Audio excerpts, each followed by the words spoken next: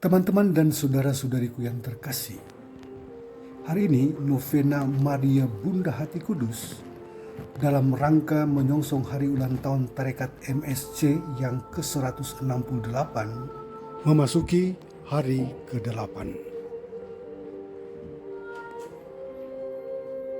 Tema novena hari ke-8 hari ini adalah doa sumber kekuatan bagi Maria.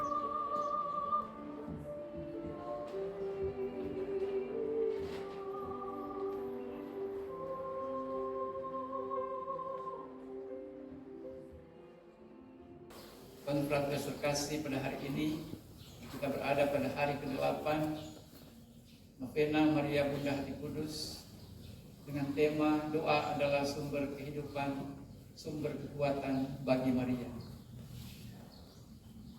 Teks yang dipilih pada hari ini adalah teks dari Injil Lukas, dan teks ini kurang lebih baik untuk menempatkan doa dalam suatu kerangka keselamatan. Mengapa demikian? Karena teks Injil Lukas pada hari ini adalah teks yang berbicara tentang nasihat supaya berjaga-jaga.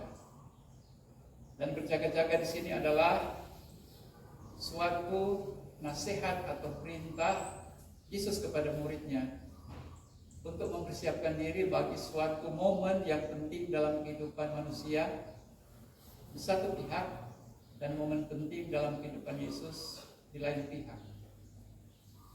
Momen kehidupan manusia adalah momen di mana manusia akan menghadapi suatu hari keselamatan yang kita sebut sebagai kedatangan anak manusia untuk kedua kali.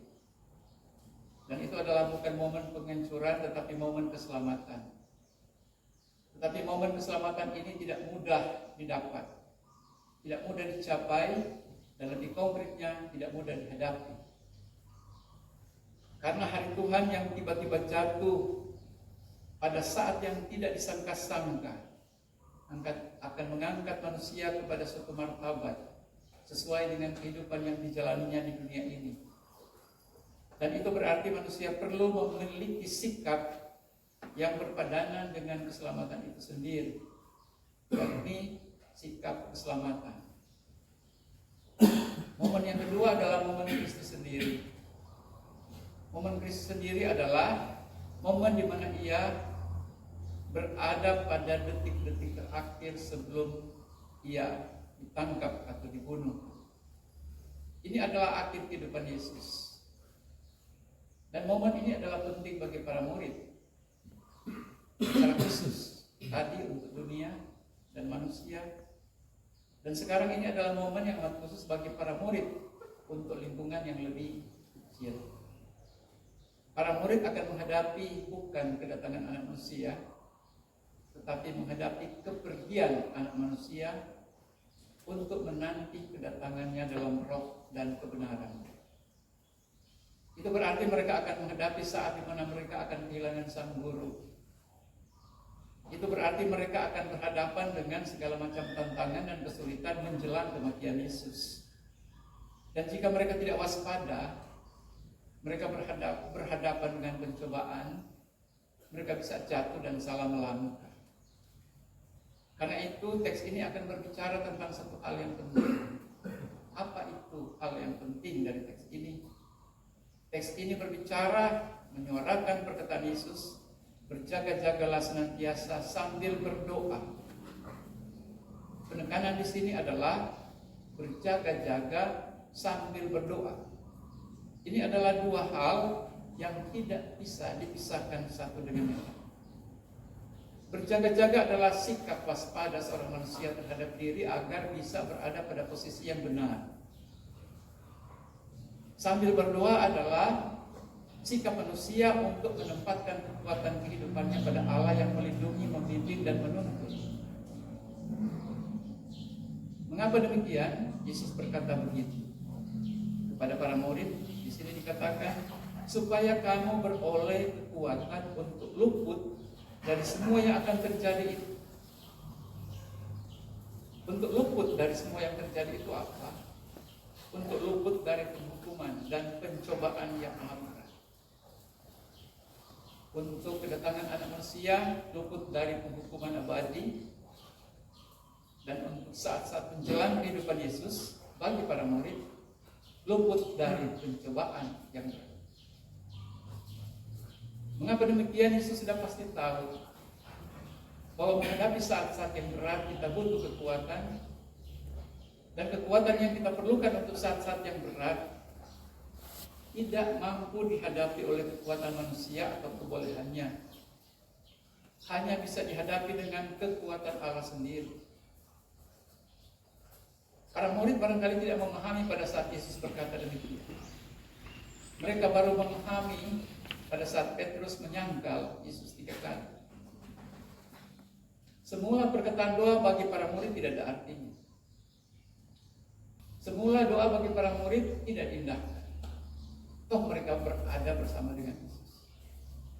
Sama seperti manusia dan umat beriman dunia ini, semula memandang doa itu tidak ada arti apa-apa. Tak ubahnya mereka mengucapkan dengan bibir dan kata, tetapi bukan merupakan sesuatu yang meluap dari hati yang penuh kesejahteraan. Kalau demikian, maka umat manusia, orang beriman berada di dalam jalan yang dilalui oleh para murid yang semula tidak memahami apa itu arti doa dan berjaga-jaga. Pada saat mereka tersandung seperti Petrus yang menyangkal Yesus 3 kali, dia baru sadar apa artinya berjaga. Dia baru sadar apa artinya berdoa. Lain lagi dengan Yudas. Dia masuk dalam pencobaan yang fatal dan hampir tidak punya kesempatan untuk menyesal, karena ia mati dengan pengkhianatannya. Mengapa demikian? Karena mereka tidak mengindahkan perkataan Yesus, berjaga-jaga dan berdoa. Seperti biasanya, mental manusia adalah melakukan sesuatu tanpa mempertimbangkan. Di ujung perjalanan, seperti Petrus dan Yudas, mereka masuk dalam ketersandungan dan menghadapi penyesalan. Kalau kepada kita semua dikatakan berjaga-jagalah dan berdoalah, kita diajak untuk memiliki kekuatan khusus yang diminta dan diharapkan dari Yesus untuk kita miliki berhadapan dengan berbagai macam hal yang kita hadapi. Sebagaimana para murid, Maria pun menghadapi saat-saat yang sulit. Ada banyak momen dalam kitab suci yang menghadapi saat yang sulit, dari awal sampai akhir hidupnya. Saat dia ditolak oleh putranya, mengapa engkau mencari aku? Atau pada saat dia memandang Yesus disalib dan berkata, inilah anakku, dan bukan dia sendiri. Dan saat dia harus mengucurkan air mata melihat putranya tergantung di kayu salib, dan melihat para murid seperti domba tanpa gembala, sebagaimana ada pada bacaan pertama tadi. Maria melalui saat-saat seperti ini bukan dengan cara yang mudah. Kita tidak mengetahui apa rahasia di balik kehidupan Maria dan apa yang ia lakukan. Kita hanya memahami bahwa ia masuk di dalam arah keselamatan dalam suatu komunikasi yang dalam dengan Allah, yang kita sebut dengan doa. Maka doa yang dimaksudkan sini bukanlah doa formal, doa yang kita ucapkan, apalagi doa yang kita baca. Apakah kita membaca Mazmur? Mazmur itu meluap dari hati. Apakah kita mengucapkan doa? Itu meluap dari hati. Kerap kita tercobai dengan berdoa atas cara membaca. Pun kita tidak tahu apa yang kita bacakan, pun kita tidak sadari apa yang kita doakan. Yang penting kita membaca dan kita mendoa. Bunda Maria mengajak kita masuk dalam satu relasi doa yang lebih daripada apa yang kita baca. Pada saat Bunda Maria mendapatkan kabar dari malaikat Gabriel, itu adalah suatu kehidupan rohani yang dalam, suatu komunikasi keselamatan yang sungguh-sungguh dalam. Engkau dipilih untuk menjadi ibu, bukan ia dengar dengan telinga, tapi ia dengar dengan hati. Karena hatinya tulus, hatinya suci, hatinya terarah kepada Allah dan mampu mengucap dan menyentuh kehadiran Allah dalam hidupnya. Dan atas cara demikian ia mampu mendengarkan suara Allah. Doa adalah suatu kehidupan relasional dengan Allah yang sungguh-sungguh dalam. Pada saat itu kita mampu untuk mendengar suara Allah. Pada saat itu kita mampu untuk melihat visi ke depan. Pada saat itu kita mampu mempersiapkan hati kita untuk menghadapi saat-saat sulit dalam kehidupan kita. Dan pada saat Yesus di Taman Getsemani, sebelum menghadapi saat yang sulit itu, ia menyendiri dan berdoa. Dan apa yang dikatakan oleh Yesus? Bapa, kalau boleh, biarlah ini jauh daripadaku. Tetapi bukan kehendakku, tapi kehendakmu. Persis seperti yang dikatakan Bunda Maria, terjadilah padaku menurut perkataan kita. Doa menempatkan diri kita di hadirat Allah, mampu mendengar cerita manusia dan mampu mendengar suara Allah. Dan oleh karena itu suasana doa adalah suasana di mana kita sungguh-sungguh mendengar Allah, dan di mana kita sungguh-sungguh terarah kepada Allah, dan di mana kita beroleh kekuatan untuk melakukan kehendak Allah. Terjadilah padaku, bukan kehendakku, melainkan kehendak. Doa adalah sumber kekuatan, karena dalam doa kita mampu menghadapi saat-saat penting dan genting dalam kehidupan kita. Berjaga-jagalah sambil berdoa. Dan serentak doa mengajak kita untuk memasukkan diri kita dalam suatu kerangka keselamatan yang kerap kita tidak lihat karena tersembunyi oleh pengaruh dunia. Oleh karena itu apa yang dikatakan Yesus kepada para murid, berjaga-jagalah supaya kamu lolos dari pengaruh dunia. Apa kata Yesus? Jagalah dirimu supaya kamu jangan syarat oleh pesta pora. Kalau perkataan Yesus supaya kita jangan terseret atau syarat dengan pesta pora, Yesus menghendaki agar kita jauh daripada segala kesenangan dunia yang kerap mengaburkan jalan kehidupan kita. Kerap orang jalan dengan maksud yang baik, tetapi pesta pora dan kesenangan dunia menariknya keluar, sehingga ia tidak berjalan di jalan yang seharusnya ia lalui, tetapi berjalan di jalan yang ia sendiri tidak suka dan ia sendiri tidak maksudkan. Agar jangan syarat oleh kemabukan. Apa yang dimaksudkan oleh Yesus dengan kemabukan? Kita hilang orientasi, hilang arah, hilang kesadaran, dan hilang prioritas hidup. Karena berada dalam suasana kemabukan. Kemabukan adalah saat di mana orang tidak menyadari dirinya, tidak menyadari arahnya, tidak menyadari lingkungannya, tidak menyadari orang di sekitarnya, tidak menyadari tugas dan tanggung jawabnya, tidak bisa menyadari kewajibannya. Pada saat itu dia berada dalam kemabukan. Yesus juga berkata, jagalah dirimu supaya kamu jangan dijerat oleh kepentingan-kepentingan dunia. Kerap kita berada di dalam jalur Allah, tetapi banyak agenda dunia yang menghalau itu semua. Kerap kita berada di jalan yang benar, tetapi kerap agenda pribadi membuat kita jauh daripada itu. Kerap kita berada di jalan yang lurus, tetapi kerap kepentingan dunia dan godaan dunia menarik kita untuk berjalan agak lamban, bahkan tersendat, bahkan pada rel yang tidak sebenarnya kita pilih. Pada saat yang penting, sudah kenaikan ke surga, Bunda Maria menunjukkan perannya yang luar biasa. Bukan tidak mungkin Isa para Rasul menempatkan Maria di sini. Pada awal Isa para Rasul, karena ia bersama para Rasul membentuk satu kekuatan iman dan doa, dan menemani para Rasul seperti perkataan Yesus, ibu inilah anakmu. Dan Bunda Maria pada novena ini memainkan peranan yang dalam. Mengapa Bunda Maria ada di sana? Ia sudah pasti menjadi kekuatan bagi para murid. Dan kekuatan itu tidak lain tidak bukan adalah doa. Mereka bertekun dalam doa. Kalau Bunda Maria ada di sana, ia sudah menjadi penggerak. Kalau Bunda Maria berada dengan para rasul, ia menjalani tugasnya untuk menemani para murid agar berdoa. Kalau Bunda Maria dicantumkan di sana, ia memiliki posisi penting di tengah para murid untuk memberikan kepada para murid bukan kekuatan kemampuan manusia, tetapi menjadi saksi bahwa ia adalah agen Allah, duta Allah, yang mempunyai naluri insani yang sungguh-sungguh dalam, suatu getar arahan batin yang sungguh-sungguh memadai untuk mendengar suara Allah di tengah kesendirian tanpa sangkut. Bukan hanya itu, untuk memiliki kekuatan di tengah ancaman orang Yahudi pada saat itu, pada saat mereka sementara diincar sebagaimana sang bulu dipakui Kaisar. Pada saat itu hanyalah ketakutan dan kecemasan menyelimuti kehidupan mereka, tidak ada lain selain itu.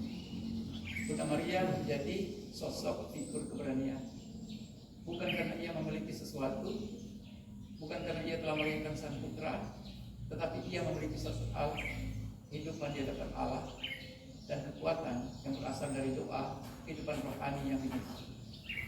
Hanya itu barangkali yang ditunjukkan oleh Bunda Maria pada saat mereka berkumpul di ruang atas, di ruang perjamuan. Hanya itu yang bisa diberikan Bunda Maria kepada para murid, kekuatan doa. Dan pada saat itu kita bisa mengerti mengapa para murid bersatu, bahkan lengkap, dan menghadapi saat-saat ini dengan gagah berani sampai Roh Kudus turun ke atas mereka dan mereka baru menyadari ternyata kekuatan doa memiliki arah yang hidup dalam diri mereka.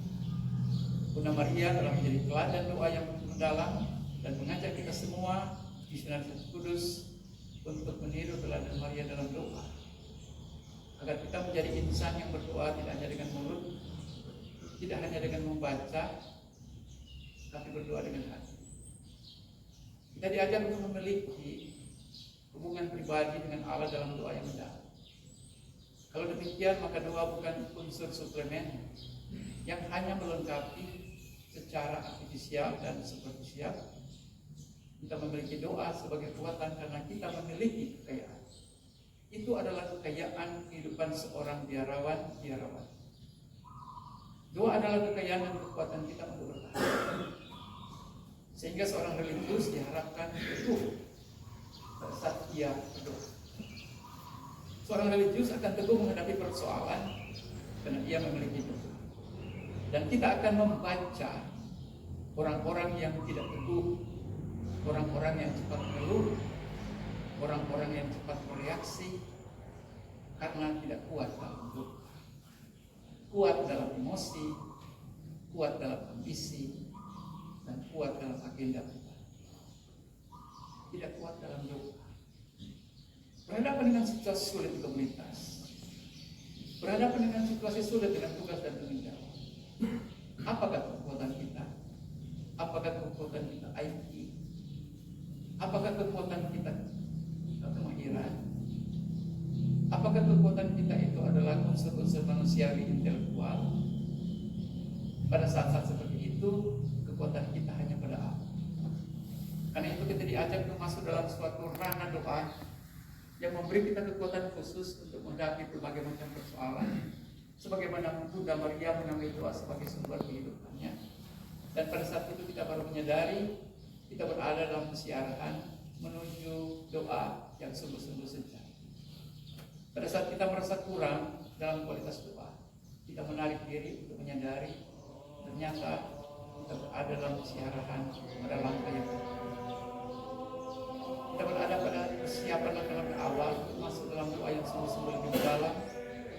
Dan mulai sekarang kita mau masukkan diri pada doa yang lebih berkualitas dan menjadikan doa itu bukan kewajiban makhluk, tapi doa itu adalah doa itu adalah kecintaan, doa itu adalah kesukaan, doa itu adalah makanan dan minuman. Tanpa itu kita hidup. Secara demikian maka hati kita lebih menengadah kepada Allah. Hati kita lebih dekat dengan Allah. Hati kita berpaut pada Allah. Hati kita terbuka untuk dituntut olehnya. Dan Allah selalu menuntun kita pada jalan yang benar. Dan pada saat itu kita beroleh kekuatan, bukan kekuatan fisik, tapi kekuatan rohani yang menuntun kita untuk berjalan di jalan yang benar dan melakukan sesuatu seturut kehendak Allah. Semoga pengalaman Bunda Maria yang mengambil doa sebagai sumber kehidupan menjadi pengalaman dan kekayaan hidup kita pada saat kita bersiaran sebagai misionaris. Semoga demikian.